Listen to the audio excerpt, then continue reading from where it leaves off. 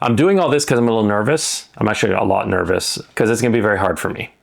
It isn't going to be unlike any other kind of video I've done so far on this channel.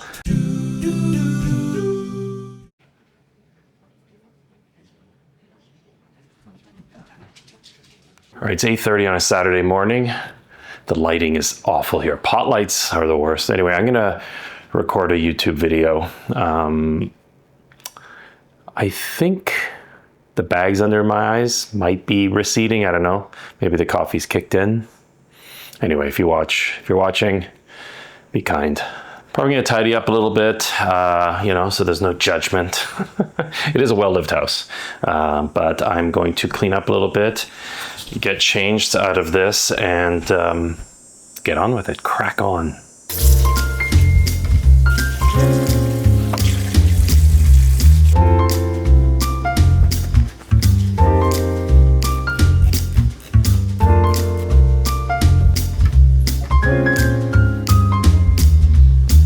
There's Tulip, my princess, my little sunshine. I don't know, scarfing down something as usual. She enjoys food. What can I say? So do I. All right, Bandit, where are you? Probably out here, eh? There you are. Scanning his domain. Cicadas are so loud. Anyway, I had to take off Bandit's collar because he's constantly running around and scratching and doing all sorts of foolishness. I cannot record with this, so he's kind of naked at the moment. So this is where I normally shoot, in this living room, because it's just big enough. It gives a little bit of separation, a little bit, between myself and the background. I have an okay camera. It's not the best camera in the world, but this is what I've got to work with, so that's all I'm gonna do. But first I'm gonna change, because I can't wear this really. I mean, I can, but you know. Oh, I just realized I've got rolling shutter happening. Can you see those lines? It's not good. It's not good. I gotta fix it. And what's with this? What's with that? Dramatic. Okay, I gotta fix this. So I think it looks better. I had to make one settings change on my camera. I had to go from 4K to 1080. Hopefully the footage doesn't look that much different. Probably with YouTube compression, all looks the same anyway. Anyway, not that you need to know that. All right, let's go find a shirt. Top. I can't wear this thing. It's not very exciting. I'm not a fashion plate. I'm not a fashionista, but I do have a few tops I'm gonna choose from. So let's just get her done. I don't have a great selection. I don't know. Is that okay? Maybe. This is giving fall. This is like Cabana. No. I like that, but I feel like I should be pumpkin hunting or something with this. Picking pumpkins. I could go classic Reebok. Maybe I'll do that one. By the way, if Reebok wants to send a sponsorship my way, I wouldn't say no. So I'm gonna get myself sorted now, and then start recording this video that I'm gonna be recording. I'm doing all this because I'm a little nervous. I'm actually a lot nervous because it's gonna be very hard for me. It isn't gonna be unlike any other kind of video I've done so far on this channel, and it's gonna really push me and challenge me, and you'll see why, and I'll share it. It's not gonna be long, but yeah, anyway. Bandit's here, sitting on my shirt. Are you sitting on my shirt, bud? Dude is sitting right on my Reebok shirt. What do you want? What do you want? Huh? Shameless, right on my shirt. What do you have to say? What do you have to say for yourself? I thought so.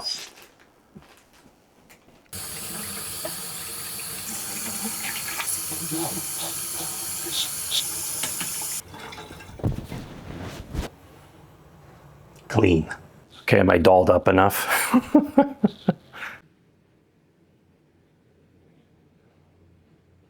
So I'm not sure where to start, so I'm just gonna start. I have a challenge, I have a problem. And I wanna share it with you because you may have a similar issue. This is something that in this video, as I record this, I am going to work through some of this problem in real time. I mean, obviously I'm recording this, but as I sit here doing this, I am going to be very conscious of what I say, how I say it, etc. Let me explain. My problem is this: I talk too much. What I mean by that is I over-explain, I overemphasize, I use many different adjectives to say the same thing. I use lots of metaphors to hit the same point over and over again. And I overwhelm myself, but my viewers, readers, whoever it is, clients.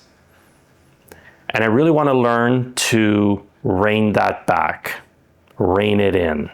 In this video, I'm going to be using this raven's claw. It's not Harry Potter, not that raven's claw.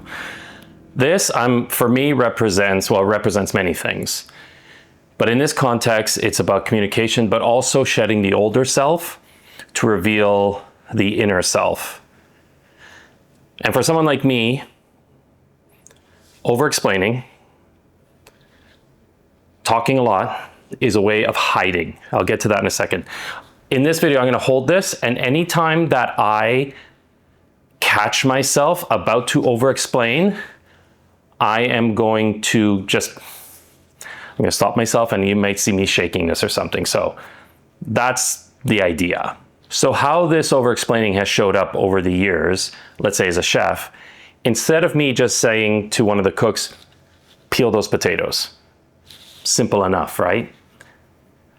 I would go in and say, do you mind peeling those potatoes? Now, the reason why we need that is, and I would go through what we need them for, what we're going to use them, how we're going to use them, probably the history of potatoes, the socioeconomic representation of. I'd go on, and I'd completely overwhelm the cook, and they've probably forgotten already what it is that they're supposed to be doing. Plus, I'm taking their time, my time, saying a lot of nothing.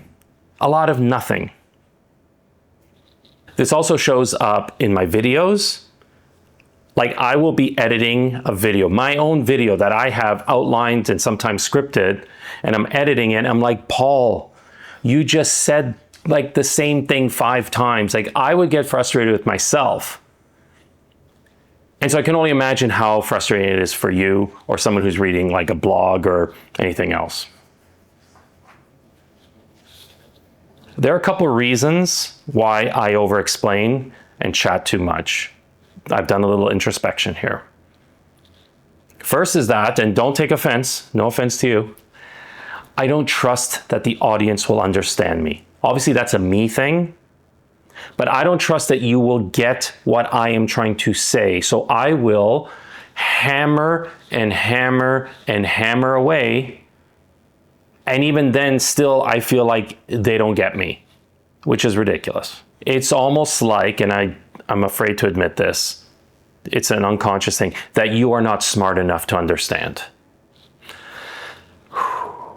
The other part is that I don't trust myself.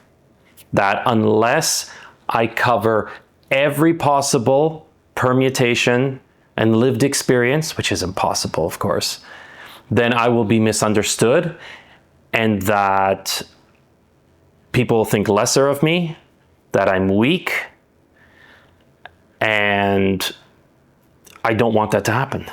And also that there's a chance that I'll be wrong. And so unless I'm 110% sure of something, I will walk it back, and I'll dance around it and say lots of words to cover my fear. And one of those fears is the fear of being attacked. And so if I talk a lot to cover all possibilities, and I throw in disclaimers, and I throw in like, I know this is just me, I'm not saying it's you. I do that a lot because I don't want people to misunderstand me and attack me and criticize me, which again, intellectually, I understand it's just gonna happen. If you put yourself out there, there are going to be some people who will purposely attempt to misunderstand you. But that's hard for me to take. And the last part is, I feel if I strip down what I'm saying and keep it simple and concise and to the point, I will lose my personality, my humor, the way I share my metaphors, analogies, all the things that make me me. I feel like I'm going to lose it. And as I just say this now, I'm getting really emotional.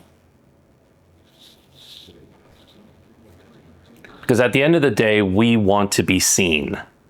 We want to stand out. And I'm not just talking about on YouTube or social media or whatever it is. We just want to be seen for who we are. And I'm not any different. And so I put myself out there, but like what many of my friends have said in very kind and loving ways is that, Paul, it just seems like you're hiding. You're hiding behind a lot of humor. You're hiding behind, this ocean of words that you use. And it feels like you're afraid to be vulnerable. And it's taken me some time to see that. We all have our reasons for putting up our defense shields, and it shows up in a gazillion different ways. For me, it's words, over-talking, over-explaining. I have other ways too. And again, I think it just goes back to bullying, and where I learned that being myself, truly myself, meant pain. I mean, that was like, I'll be 55. This happened when I was like maybe almost 40 years ago, even before that. And it still has this sway over me that I'm still defending myself, even though there's no one out there trying to harm me. And so I put up my defense. And even though I think I'm being honest and open and vulnerable, I still feel, and clearly others have seen who know me, that I am pulling punches and throwing up walls. As creatives, it's important, it's vital in many ways to crack ourselves open. And it's hard. That's the hard part, because you will get criticism. You will get side eyes and, gasps, perhaps at what you're doing and how you're showing up. And because there's a big part of our brain that wants to fit in, there's like that inner friction. So we fall back into patterns and ways that keep us safe, but it also keeps us hidden.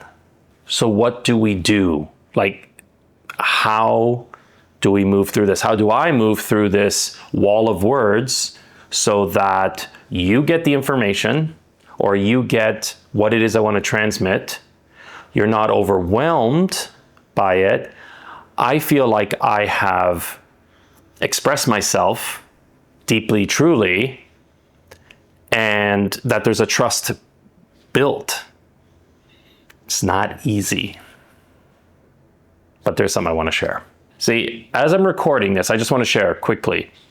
I'm thinking, you know what, let's change up the shots. Let's do this. Maybe I'll do this and that and that and that.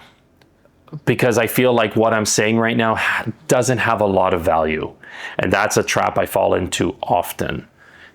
And as a friend said to me, all of this, Paul, comes to down to the fact that you don't think you're enough. You don't think you are enough. And that hit.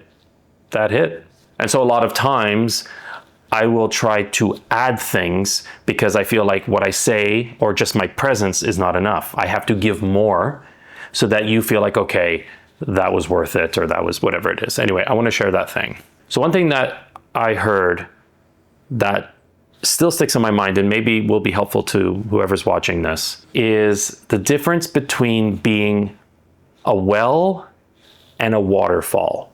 The waterfall is this flood of information or words or whatever it is, and you just overwhelm. It's like me with the cook and the bag of potatoes. I just overwhelmed them. And all they wanted was a little sip of water. They were thirsty, but I gave them too much. The well is where you give someone just a sip of water, and if they want more, they can go back. They can ask questions. They can ask for clarification. And so you are the well. So you give them a little something, something. So for me, that's just a sentence or two. And then I shut the fuck up. And if you need more from me, you will come to me and I will gladly give you a little bit more. And here's the kicker, is that most of the time, people will have already gotten it. They don't need much more, if anything. I probably said too much about that already, so I'm kind of annoyed with myself. This is something that I will have to be conscious of forevermore, at least until something clicks. And maybe for you, there might be something that you may be finding yourself using as a defense mechanism to avoid being seen, especially if you're a creative. That could be maybe picking safe things to do, or showing up in a subdued version of yourself that is palatable to others. And it may feel safe, but it's not fully aligned. And I don't know what that means for me. And again, as I talk about this, I feel a tightening in my chest. So there's something there for me. I share because I know moving forward with videos and whatever else I do, I'm going to be scaling back, and it's going to be really hard for me because I want to share all the things. And I don't know what to do with that runoff energy. I'm going to have to figure that out. But I have to start to trust that you get this. I have to trust myself. And I have to just open myself that some people may come after me, and be okay with that. And that no one's coming to beat me up and steal my lunch. This is the point in the video that I would just be reiterating everything I said in 20 different ways and try to be colorful and funny and all that. So I'm just going to stop right here. Thank you for being here. This has been The Creative Alchemist.